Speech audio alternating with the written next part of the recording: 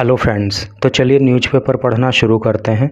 और ये न्यूज़ आपको इंग्लिश ही नहीं सिखाएगी, बल्कि साथ ही साथ आपके कंपटीशन के हिसाब से आपको बहुत ही इम्पोर्टेंट नॉलेज, बहुत ही सिग्निफिकेंट इन्फॉर्मेशन इस न्यूज़ से मिलने वाली है।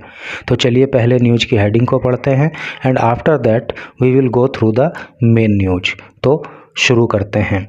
Respect territorial integrity sovereignty of all PM at G7। क्या मतलब हुआ? रेस्पेक्ट का मतलब होता है सम्मान या सम्मान करना। टेरिटोरियल का मतलब होता है क्षेत्रीय या देशीय या प्रादेशिक। इंटीग्रिटी का मतलब होता है अखंडता। सोवरेनिटी का मतलब होता है स्वतंत्रता या संप्रभुता।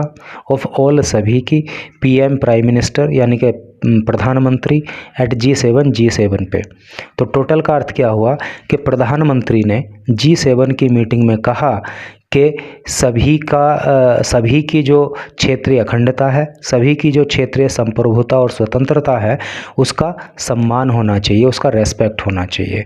और मैं जो आपको बोल रहा था कि आपके एग्ज़ाम के हिसाब से भी इसमें काफ़ी कुछ है। तो जैसे कि ये G7 है। अब G7 क्या है? G7 जो है वो 7 देशों का एक ग्रुप है, एक संगठन है। अब सवाल उठता है कि उस 7 देशों के संगठन में वो कौन कौन से देश हैं। तो कई बार ये एग्ज़ाम में भी आ चुका है। तो जो 7 देशों का एक ग्रुप है, इसके अंदर जो कंट्रीज़ हैं उनके नाम का पहला लेटर मैंने यहाँ पे लिख दिया है, KFGJIEA। क्या मतलब है इसका? K for Canada, F for France, G for Germany, J for Japan, I for बताइए क्या है? इंडिया की इटली? इंडिया नहीं है, इटली है। E फॉर इंग्लैंड और A फॉर अमेरिका।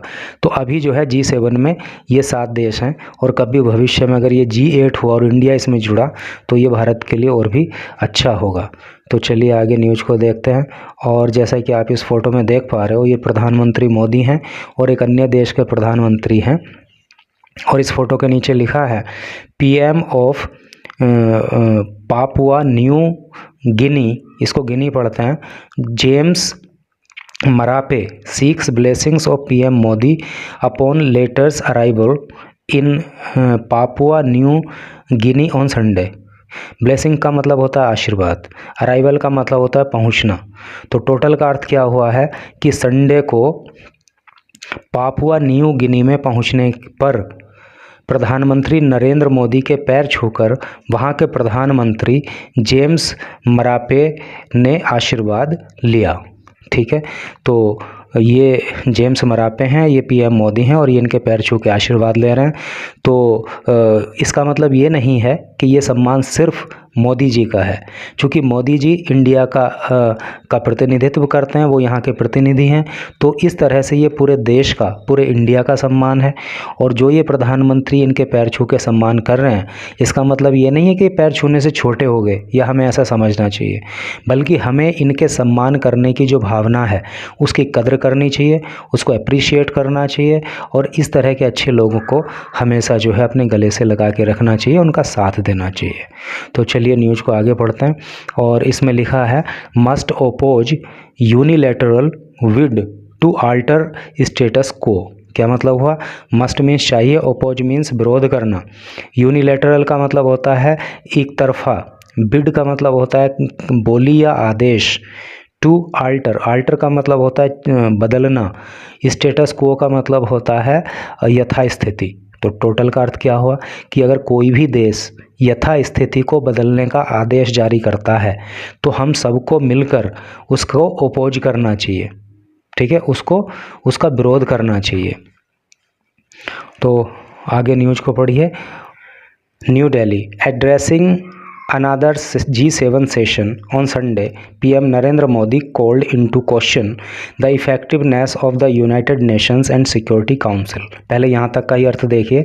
एड्रेस का मतलब संबोधित करना होता है, अनादर का अन्य होता है, सेशन का होता है सत्र, और इफेक्टिवनेस का मतलब होता है प्रभावशीलता। तो टोटल का अर्थ यहाँ तक का क्या हुआ कि G7 के अन्य सत्र को संडे को संबोधित करते हुए प्रधानमंत्री मोदी ने यूनाइटेड नेशंस और सिक्योरिटी काउंसिल की प्रभावशीलता पर प्रश्न किए। एंड सेड, और कहा, क्या कहा? These global bodies would be reduce to acting merely like a talk shop. कि ये ग्लोबल बॉडी जो हैं, यानी कि जो G7 के बड़े बड़े देश हैं, would be reduced to acting merely, merely का मतलब होता है केवल, लाइक ए टॉक शॉप, ये केवल टॉक शॉप बन के रह जाएंगे। मतलब G7 का जो मंच है वो केवल एक बातों का मंच बन के रह जाएगा। If they didn't address problems faced by developing world, if यदि दे वे डिड नॉट, नहीं एड्रेस करेंगे, संबोधित करेंगे, उठाएंगे प्रॉब्लम, समस्याओं को, फेस जिनका सामना किया जा रहा है डेवलपिंग वर्ल्ड के द्वारा, विकासशील देश के द्वारा, विकासशील दुनिया मतलब विकासशील देशों के द्वारा। And if they were enable, और अगर वे अयोग्य सिद्ध हो जाते हैं टू रिजोल्व, हल करने में कॉन्फ्लिक्ट्स, संघर्षों को, टकरावों को। तो कहने का मतलब क्या है कि ये जो G7 के कंट्रीज़ हैं तो इनका जो मंच है वो केवल एक बातचीत करने का ही मंच बन के रह जाएगा अगर इन्होंने अपने मंच से जो विकासशील देश हैं उनकी समस्याओं को नहीं उठाया, और अगर इन देशों के बीच में जो कॉन्फ्लिक्ट है, जो टकराव है, अगर उनको हल कराने में ये नाकाम रहे तो फिर G7 का मंच केवल बातचीत करने का ही मंच बन के रह जाएगा, इसके अलावा और कुछ नहीं। तो भाई किसी के मंच पे जाके और इस तरह की बात बोलने में दम तो है, वरना तो अक्सर क्या करते हैं लोग, किसी के मंच पे जाते हैं तो सिर्फ उसकी तारीफ़ करते हैं। Emphasizing that tension in any region, emphasizing जोर देकर उन्होंने कहा दैट की टेंशन जो तनाव है, इन एनी रीजन किसी भी क्षेत्र में, affected all countries in an interconnected world. Interconnect का मतलब होता है परस्पर जुड़े हुए होना, आपस में जुड़े हुए होना, क्योंकि ये दुनिया आपस में जुड़ी हुई है, इस दुनिया के देश आपस में जुड़े हुए हैं, तो टेंशन चाहे कहीं भी हो वो सभी देशों को प्रभावित करती है, पर्टिकुलरली विशेष रूप से द डेवलपिंग कंट्रीज़, विकासशील देशों को। तो कहने का मतलब क्या है कि जैसे कि मान लीजिए इंडिया और पाकिस्तान है, दोनों के बीच में कॉन्फ्लिक्ट है, एक टेंशन है, एक तनाव है, तो इसका मतलब ये नहीं है कि इस टेंशन से सिर्फ इंडिया और पाकिस्तान ही अफेक्ट होंगे, बल्कि the other countries of the world will also be affected directly और इनडायरेक्टली। दुनिया के जो दूसरे देश हैं वो भी कहीं ना कहीं डायरेक्टली और इनडायरेक्टली उस टेंशन से प्रभावित होंगे। तो इसलिए जो है सभी को मिलकर इस तरह की प्रॉब्लम्स का सॉल्यूशन निकालना चाहिए। PM Modi also called for respecting the sovereignty and territorial integrity of all countries. तो प्रधानमंत्री मोदी ने सभी की संप्रभुता या स्वतंत्रता और सभी की जो इंटीग्रिटी है, अखंडता, उसका सम्मान करने का भी आह्वान किया। एंड फॉर जॉइंटली ओपोजिंग, और जॉइंटली का मतलब होता है मिलकर, ओपोज का मतलब होता है विरोध करना, एनी अटेम्प्ट, किसी भी प्रयास का, अटेम्प्ट का मतलब प्रयास, टू यूनिलैटरली का मतलब होता है एक तरफा, चेंज बदलाव, स्टेटस को का मतलब पहले भी आ चुका है यथास्थिति, एनीवेयर कहीं भी। तो और उन्होंने कहा कि दुनिया के अंदर कहीं भी अगर यथास्थिति बदलने का प्रयास किसी के द्वारा किया जाता है तो फिर जो है हम सबको मिलकर उसका विरोध करना चाहिए।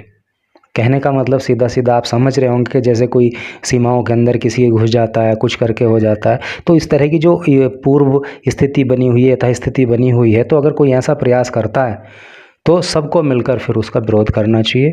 तो ये न्यूज़ थी। मैं समझता हूँ कि आपको काफ़ी कुछ यहाँ से सीखने को मिला होगा। इंग्लिश के भी वर्ड्स आपको बहुत सारे यहाँ पे सीखने को मिले होंगे, और GS जनरल अवेयरनेस वो सब तो आपको मिली ही होगी। And thanks for watching the video.